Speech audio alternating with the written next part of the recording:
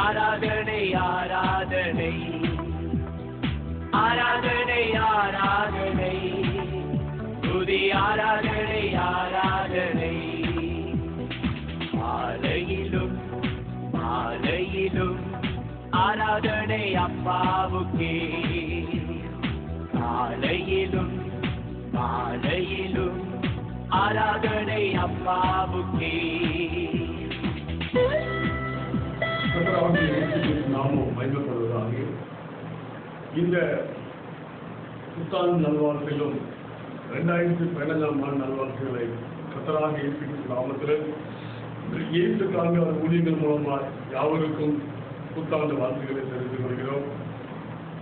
பார்த்துக் கொண்டிருக்கிற website நேருக்கும் YouTube நேருக்கும் செய்தியை கேட்டுக் கொண்டிருக்கிற ஒவ்வொரு விசுவாசிகளுக்கும் கர்த்தராக இயேசு கிறிஸ்து நாமத்தில் நல்வாழ்த்துக்களை நான் தெரிவித்துக் கொள்கிறேன். இது காலம் கடைசியானபடினாலும் கர்த்தருடைய வார்த்தைகளை நாம் அதிகமாக தியானிக்கிறபடினாலும் நாம் நேரம் கம்மியாக இருக்கிறபடினாலும் இன்றைக்கு நாம் கர்த்தருடைய வார்த்தைக்கு நேரால் கடந்து செல்லலாம். யோசுவாவின் புஸ்தகம் 3வது அதிகாரத்திலே 7வது வசனத்தில் உங்களுக்கு வாசிக்கலாம் என்று ஆசிக்கப்படுகிறேன். கர்த்தர் யோசுவாவை நோக்கி, நான் மோசையோடு இருந்தது போல உன்னோடு இருக்கிறேன் என்பதை இஸ்ரவேல் எல்லோரும் அறியும்படிக்கு இன்று அவர்கள் கண்களுக்கு முன்பு உன்னை மேன்மைப்படுத்துவேன். இன்று அவர்கள் கண்களுக்கு முன்பு உன்னை மேன்மைப்படுத்துவேன் என்று 2015 ஆண்டிலே கர்த்தராகிய இயேசு கிறிஸ்து நமக்கு அருள் வார்த்தைகளை சொல்லுகிறார். மனிதனுடைய வார்த்தைகள் மாறி போகலாம், ஆண்டவருடைய வார்த்தைகள் ஒருபோதும் மாறி போகாது. என் இயேசு சொன்னார், வானமும் பூமியும் ஒளிந்து போனாலும் என் வார்த்தைகள் ஒருபோதும் ஒளிந்து போவதில்லை என்று சொல்லி ஆண்டவராக இயேசு கிறிஸ்து ஜனங்களை பார்த்து சொன்னார். எனக்கு பிரியமானவர்களே, நீ பார்த்துக் கொண்டிருக்கும் உங்களுடைய வாழ்க்கையிலும் தேவன் உங்களுடைய வாழ்க்கையில நான் இன்று அவர்கள் கண்களுக்கு முன்பு உன்னை மேன்மைப்படுத்துவேன் என்பதை பரிசுத்த ஆவியானவர் பேசுகிறார். உன்னுடைய வாழ்க்கையில எந்தப்பட்ட நிலைமையிலே நீங்கள் காணப்படலாம்.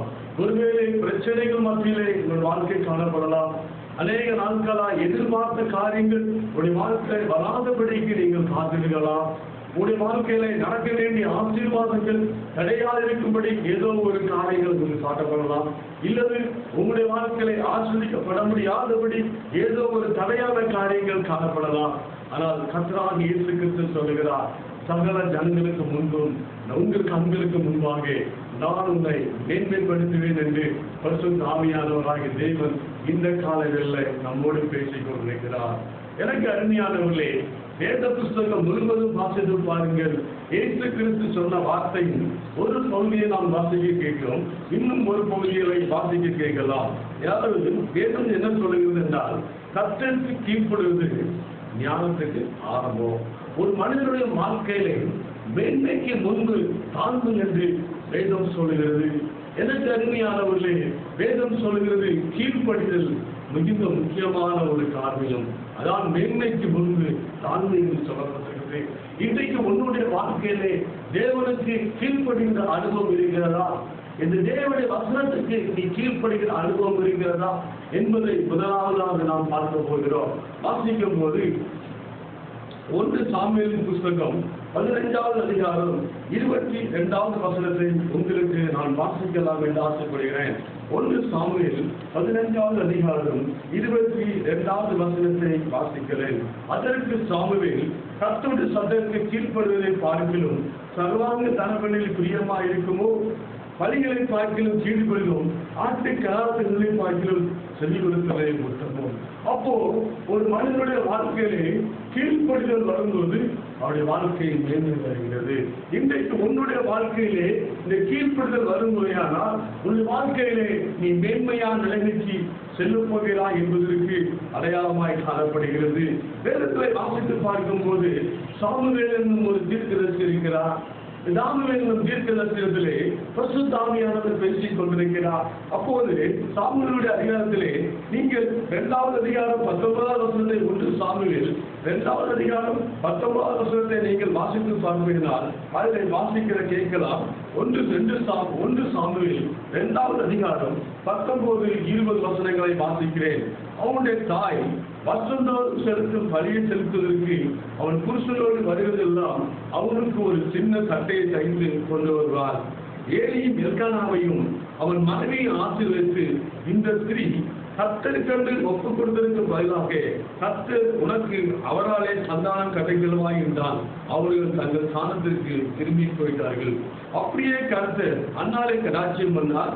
அவர் கர்ப்பதற்கு 3 குமாரர்களையும் 2 குமாரத்தையும் பெற்றார்.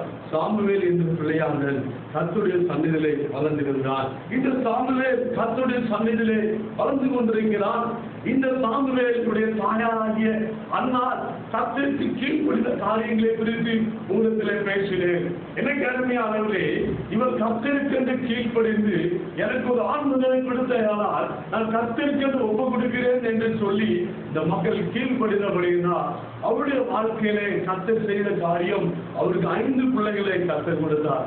இன்றைக்கு நம்முடைய வாழ்க்கையிலே கர்த்தருக்கென்று கீழ்ப்படியும் போது உன்னுடைய வாழ்க்கையிலே மேன்மையான ஆசீர்வாதத்தை தரும்படியாக செபிக்கிறோம். இங்கு 1 சாமுவேல் புத்தகம் 3வது அதிகாரம் அதிலே 5வது வசனம் 6வது வசனம் சொல்லுது, 7 இடத்திலே ஓடி இதோ இருக்கிறேன், என்னை ஏன் கூப்பிட்டேன் என்றான். அதற்கு அவன், நான் கூப்பிடவில்லை, திரும்பி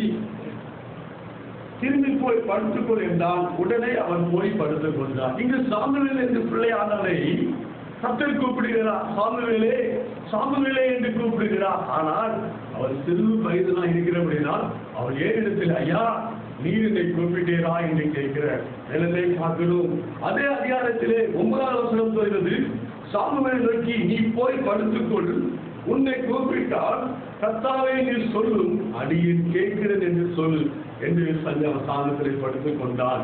10வது வசனம் சொல்றது, அப்போது கர்த்தர் வந்து சாமுவேலே சாமுவேலே என்று கூப்பிட்டார். இதற்கு சாமுவேல் சொல்லும், கர்த்தாவே அடியேன் கேட்கிறேன் என்று சொல்லி அவன் கீழ்ப்படிதலோடு ஆண்டவர் சமூகத்திலே கேட்கிறான்.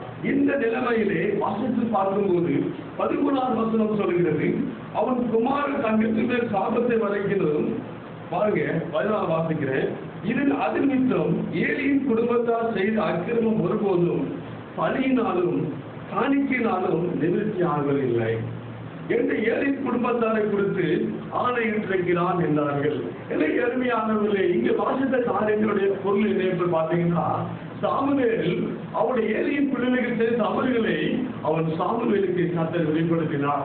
அவன் சொன்ன ஒரு காரியம் பார்த்தீங்கன்னா, அவன் என்ன பாவ பலியினாலேயாவது காணிக்கையினாலாவது நிவர்த்தி ஆவதில்லை. எனக்கு அருமையானவர்களே, இன்றைக்கு உங்களுடைய வாழ்க்கையிலே ஒரு காணிக்கை கொடுத்திருக்கலாம். காணிக்கை கொடுப்பது ஒரு நல்ல காரியம். ஆனால் காணிக்கை கொடுத்தால் போதும் என்று சொல்வது கூடாத காரியம். ஆண்டவர் சொன்னார், செடி கொடுப்பதை காட்டிலும் கீழ்ப்படிதல் எனக்கு முக்கியமான ஒரு காரியம். இங்கு பாருங்கள், ஆங்கிலக்காரன் சொன்னார், சாமுவேலுடைய வார்த்தையிலே அவன் கீழ்ப்படிதல் அனுபவம் உள்ளவனா இந்த சாமுவேல் அவன் கர்த்தர் சொன்ன காரியத்தை ஏனிடத்திலே சொல்லுகிறார்.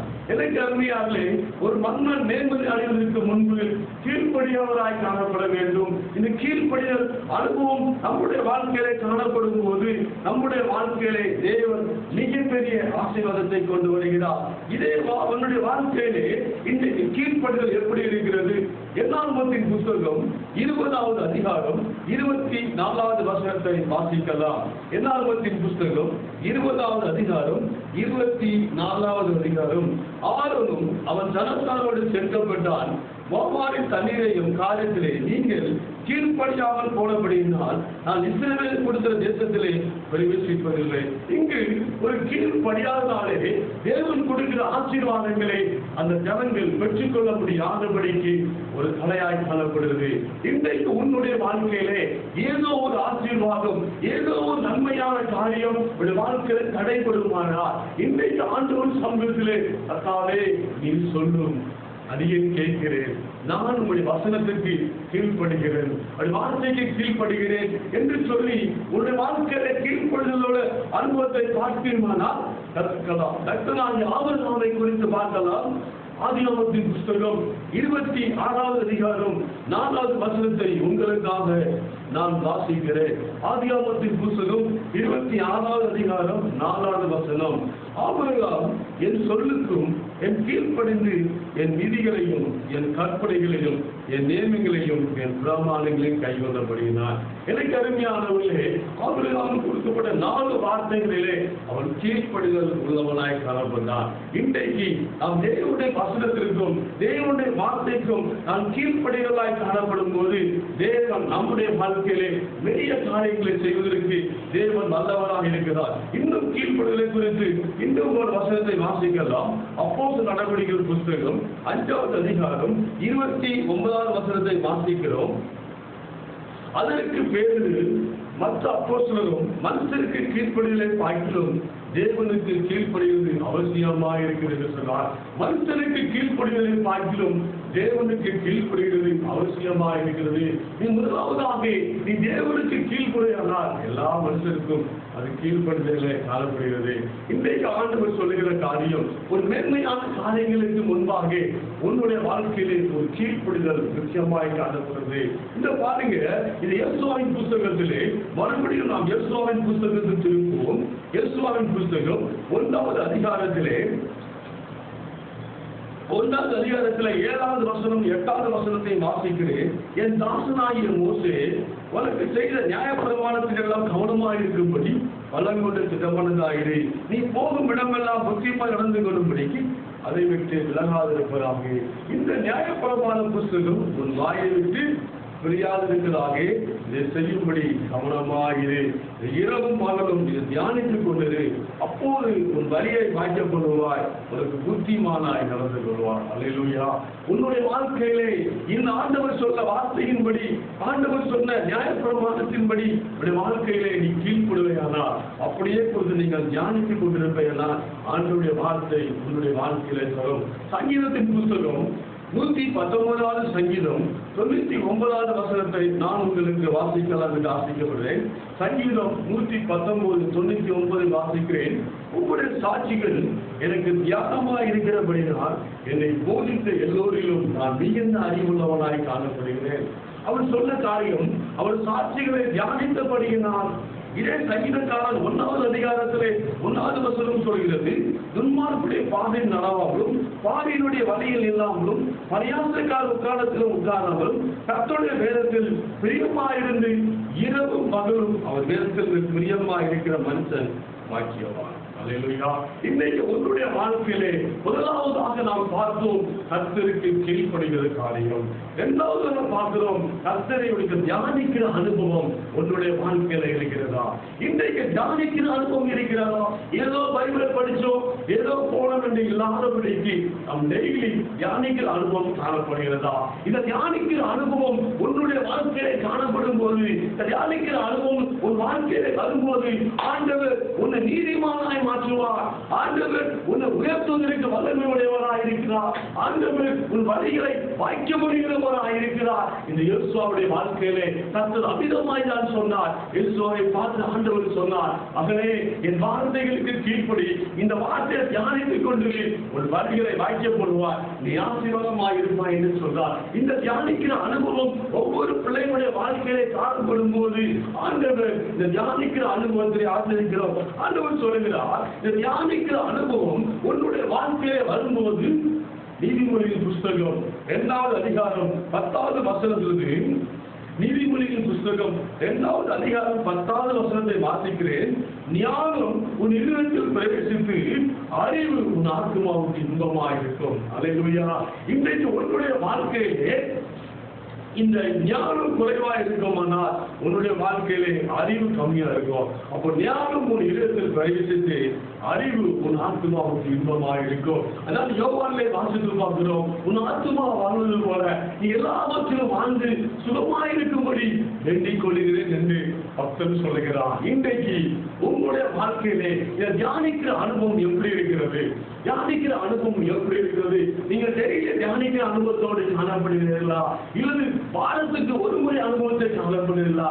எனக்கு அருமையானவர்களே, உங்களுடைய வாழ்க்கையிலே ஆசீர்வாதக்கூடிய வாக்களை கர்த்தர் சொல்லுகிற காரியம் தியானிக்கிற அனுபவம் உள்ளவனாய் காணப்படு. அப்போஸ்தலர்கள் புஸ்தகத்திலும் இந்த காரியங்களை குறித்து நாம் வாசித்து பார்க்கும்போது அப்போஸ்தலர் புஸ்தகம் 17வது அதிகாரத்திலே உங்களுக்கு நான் வாசிக்கலாம் என்று ஆசைப்படுகிறேன். அப்போஸ்தலர் நடவடிக்கைகள் புஸ்தகம் 17வது அதிகாரத்திலே ஒரு வசனத்தை குறித்து வாசிக்கலாம் என்று ஆசைப்படுகிறேன். அப்போஸ்தலர் நடவடிக்கைகள் புஸ்தகம் 17வது அதிகாரம் 11வது வசனத்தை வாசிக்கிறேன். அந்த பட்டணத்திலே மன வாஞ்சையால் வசனத்தை ஏற்றுக்கொண்ட காரியங்கள் இப்படியா இருக்குது என்று சொல்லி தினந்தோறும் வேத வாக்கியங்களை ஆராய்ந்ததால் தெசலோனிக்கேயில் உள்ளவர்களை பார்க்கிறோம் நற்செரு குலசாரிகளாக இருந்தார்கள். ஆனால் அவர்களில் அநேகம் பேர் கனம் பொருந்தி கிரேக்கர்களும் அநேக ஸ்திரீகளும் புருஷர்களும் விசுவாசித்தார்கள். அல்லேலூயா. இங்க பாத்தீங்கன்னா வசனத்திலே டெய்லி அவங்க தியானிக்கிற அனுபவங்களை வேத வாக்கியங்களை ஆராய்ந்து பார்த்தாங்க. வேத வாக்கியத்தை ஆராய்ந்து பார்த்தாங்க.